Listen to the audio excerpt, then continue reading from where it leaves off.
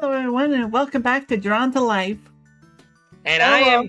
I am not sick this time. Hooray! Yeah. No intro screen this time, just because we really wanted to get into the game. Yeah. I was literally watching like all the videos for that last session, just to see how like sick I came off in the actual final cut. And I did sound like very hoarse for most of it, at least. Yeah, I felt like as it went on, you kind of got a little less hoarse as you got more used to doing the voices. Yeah, worst I got, I noticed there was definitely a few times where I caught myself like stifling a cough. Oh. There's like a few times there. A few times where I just sounded like I was dying or crying. Oh my gosh, wait. We're gonna see the beach boss? The beach Yeah. boss. First, we Insert must go through the Tomatoa. mildly disinterested ruins. Not to be insert- confused with beef boss. I just say beach boss and I'm like, insert Tomatoa joke here. Wait, What That would can be I say awesome. except draw a jewel to activate certain statues? Yeah, like, it's Jewel. yeah. Whenever I think of Tomatoa, I'm just like, when one YouTuber can just practically claim the character that no one can look at him the same character the same way again. Right? One YouTuber just Disney uses of all Tomatoa things. as his avatar, and suddenly he's basically owns the character at this point. Wow. Because now whenever I see a Tomatoa scene, I don't think, oh, Moana, that was a fun movie. I think disappointment in the game of life. Hey, look, it's a ruby. Yep, Ruby, no Sapphire. I happened to be in my sunroom today because it's just cozier. Just felt cozy. It's been kind of pretty hot, like 70s to 80s every other day. Yeah, summer Yeah. is here. I do Yeah, not like it. I feel like I can't sleep very well because of how stuffy it gets. I notice the heat and cold more just because I walk to work. Admittedly, during the summer, it's really nice to walk in the morning, not so much the afternoon. Oh no. Jellyfish. Oh, yeah, The thing I do though during like the summers at work is during my lunch breaks, I like to, after I finish my lunch, kind of sit on these benches outside the like building I work in. Like little benches. It's nice to sit in. It's really nice to do it in the spring specifically because it's like that perfect Goldilocks temperature of not boiling hot but not like so freezing that it's miserable to sit out there. right? But once it hits like June and it's like 80 degrees and I'm in like my freaking black work pants out there, I start like sizzling after a while. Yeah, you're basically just absorbing all that heat. There was actually one time, I think like a couple weeks ago, when it was pretty hot. It was pretty hot over here. I was sitting outside listening to music, and then suddenly my music stopped. I was like sitting on the bench, had my phone there. Suddenly my music just stopped, and I noticed my phone was off, and there was like a little heating thing, and I went, fuck, my phone actually, it was so hot, my phone actually overheated. Oh no. I've definitely seen that before. Yeah, so I had to I walk was back. scared of leaving it in the sun at all because it could overheat it. Yeah, so I had to like walk inside and just like put my phone on something flat to like not have it overheat. Yeah. Like it was just like, oh, I've never seen this happen before. It was that hot. I think I have accidentally had at least some of my older phones had gotten overheated. I've mentioned this to these guys before, but I used to be really bad with my laptops when I was like first getting laptops in like my early teens. Where with one of my first laptops I had when I was about 14, I would not know that you have to like ventilate your laptops to avoid them overheating, and I would leave them on like beds or couches and they'd overheat and shut off. You found a pirate. Oh, I'll do the pirate voice. Pirate. Yarg, yarg, be freeing me! Yeah, we found his first mate, I guess. Yarg. Yeah, but yeah, like but like my laptop, I just would overheat my laptops. Another laptop I embarrassingly broke. I think it might have been the one after that one actually. No. I was listening to music on that laptop with like headphones you plug in, because this is like back during those days. And let's just say I got too excited during a song, stimmed too excitingly, and then like low-key karate chopped the freaking cord out of the laptop, and like the plug on it was already like a bit bent, so because of that it broke off and got stuck in the jack, and I couldn't get any more sound. Smooth move, SpongeBob. Smooth move. Yeah, it's one of those things where, because the headphone jacks are so tiny, you can't really get it out, so it was just permanently stuck in there, which is everything about it else was working fine. Maybe that's the point where you need to use wireless headphones. Yeah, I didn't want to use Bluetooth for a while, but once I started using Bluetooth headphones, I was like, I can't go back. Yeah. I only use wired headphones. For sale. I only use wired headphones when I'm recording videos, because it's more straightforward to use in Audacity.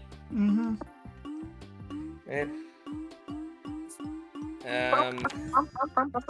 No. Yeah. No. Honestly, I really like doing voices. Whenever I'm like doing the thing I do in my Discord server where I just like commentate a Pokemon TV episode, and I'm doing the thing where I give Ash's Pokemon each voices. Whenever I'm talking, I imagine his cornfish just talks like this. he just talks like Captain Feathersword from the Wiggles. Yeah, Wow. It's funny because one of our friends was like, I think he sounds like Captain Knuckles. Wait. Like that kind of Captain Knuckles, he Captain sounds like Feathersword, Brian Doyle Murray. Yeah, that Captain Feathersword, Captain Knuckles, Mr. Krabs Flying Dutchman voice.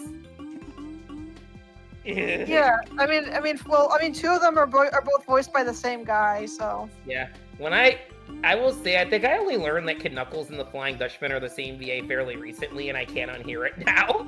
Well, what? I figured that out because I used to watch Flapjack, and then I started watching SpongeBob, and they just sound exactly the same. Like, Brian Doyle Murray's voice just sticks out like a sore thumb. Yeah, this is the bit hot. Even when he does voice, like even when he does like non-voice acting stuff, like in live action shows. Yeah. See, the big hot take for me was I just did not really like Flapjack growing up. I didn't like hate it, but I also just was never enthusiastic when it came on. To me, it was just like a filler show. It was that filler show that came on before the new Total Drama did. Wow. I just watched it because I was just that loyal, I guess. There was nothing else on. Like out of the two, I personally prefer Chowder. Right. Yeah. I like Flapjack because of how aggressively weird it was. Yeah. Like I think it was like the brand of weird I just wasn't really as used to, because like I watched Billy and Mandy. It's just Flapjack was a different brand of weird. Like I do remember the Candy Wife low-key creeping me out. I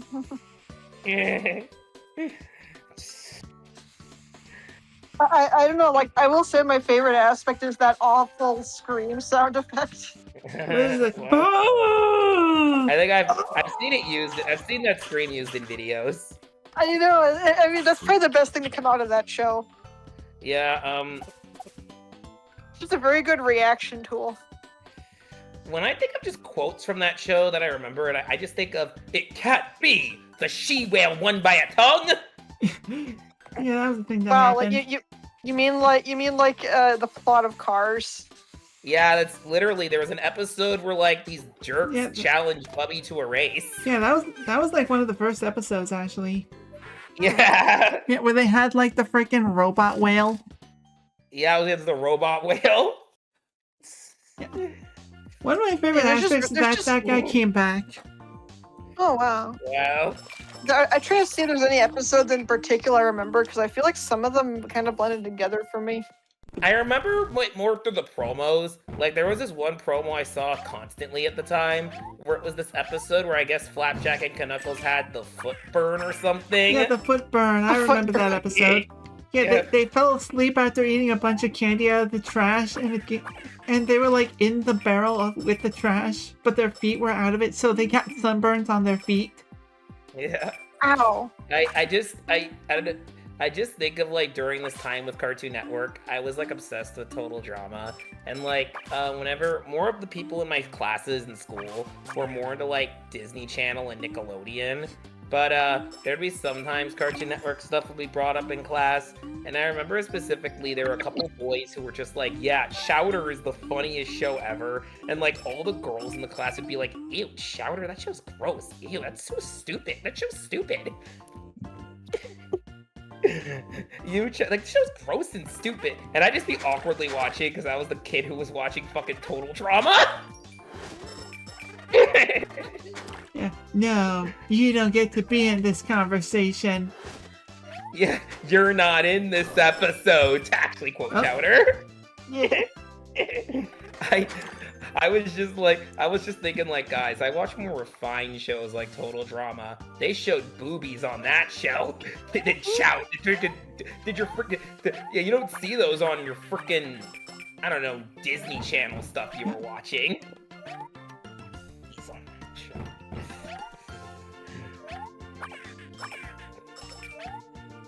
that show. Actually, I remember, like, that specific school year, we got this, like, I don't know if it was, like, a yearbook. It was, like, a class yearbook, almost, where, like, we kind of got to give each student in the class got to make themselves, like, cute little bios about themselves. I probably still have mine somewhere in my closet, but, it was kind of funny, because one of the things on there was people saying their favorite TV show, and I've looked through it before. A lot of kids were watching Nick at Night on there. Really? It was like, it was 5th grade. It was like 2009. So it was a lot of like iCarly, a lot of like Sweet Life, a lot of other stuff. I remember a couple of people were like saying George Lopez, Full House. Oh, I know, because I think from the time I was watching Nickelodeon, I don't think I cared for the Nick at Night content. I think I was probably like afraid of it, like I was scared of Adult Swim. Nick at Night. Ironically, Nick at Night was actually like a lot more tame. I mean, in hindsight, it's just mostly like older sitcoms that can be a bit more geared for older audiences. But I was also in that phase where it's like anything that has bad words in it, I was scared of. Who's this guy? You Another found pirate? Pirate Beard. Pirate Beard. Yeah, you saved me. I owe you one. Let's sail for the closest port and plunder some Rapo coins. Yeah, it's funny because I kind of had the opposite thing because I have an older brother who was really obsessed with Adult Swim. It was like his kind of humor, basically. Adult Swim shows are basically his kind of humor. So I got more accustomed to like their types of programming. That as a kid, Nick at Night looked fucking boring to me. Like, oh cool, there's like weird shit going on Aqua Teen Hunger Force. Meanwhile, oh look, Full House rerun. Yeah, they got that. They recently been doing Big Bang Theory reruns. They have Friends reruns. In my I was growing up, it was like Full House rerun, George Lopez, Home Improvement rerun. I will lie, I fucking ate up those Full House reruns. I think it was kind of in that boring live action. Then there was that period of time they advertised this stupid looking show called Glenn Martin BDS. Ugh, I saw ads for that. I was already put off by the butthole dog. Yeah. That I almost was interested in that show just because it was about a road trip, and I fucking love road trips. But everything about the show looked too wrong, and because it looked because I was used to it was on Nick at Night. I saw the weird stuff and just assumed the show was too inappropriate for me. Michael Eisner has not been the same since he left Disney, I guess. No, he has not.